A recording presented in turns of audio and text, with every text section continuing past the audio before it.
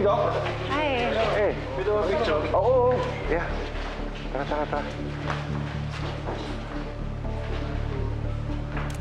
Okay. Salamat.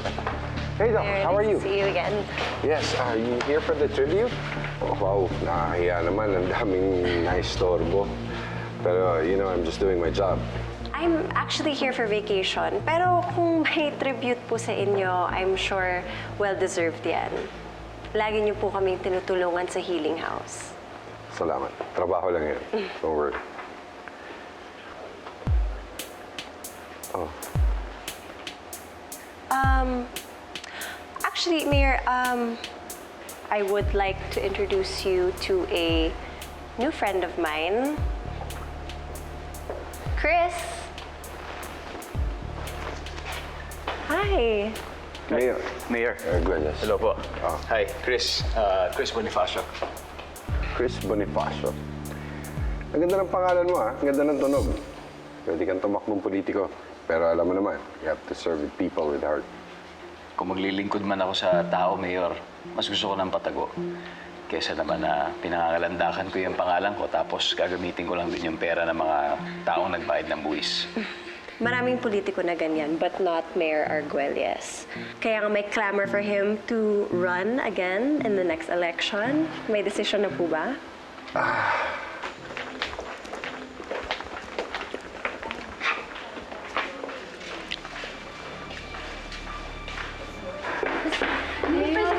Oo, pwede. What's going on? What is Arguelles doing here?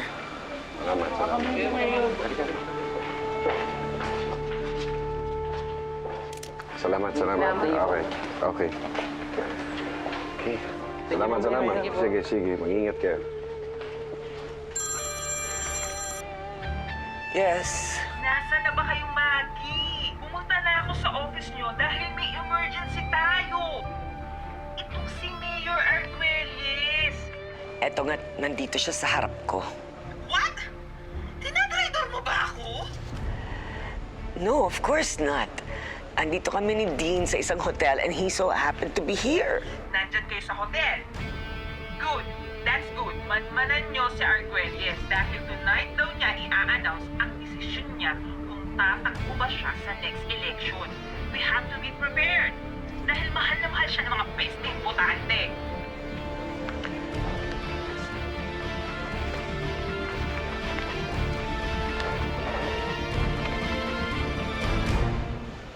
Magandang gabi. Higit sa plaking binigay niyo sa akin ngayong gabi, mas napupuno ang puso ko. Kapag naririnig kong sinasabi niyo sa aking mga kasamang public servant, natularan ako. Maraming salamat. Sana tumagal pa ako para magawa ko ang mga proyektong para sa mga tao. Itong ibinigay niyo, magsisilbing inspirasyon sa akin to para ipagpatuloy ko ang aking trabaho. Kaya hindi ako titigil.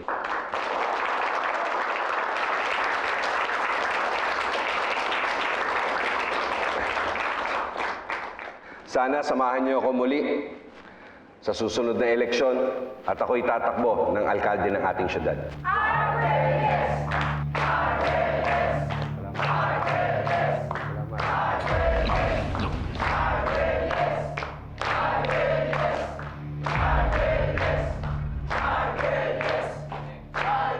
What the hell is going on here?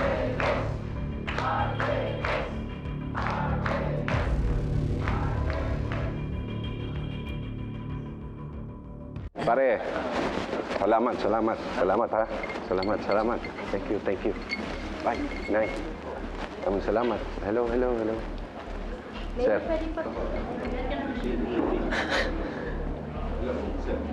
Hey Greg, may kailangan ba kaming malaman?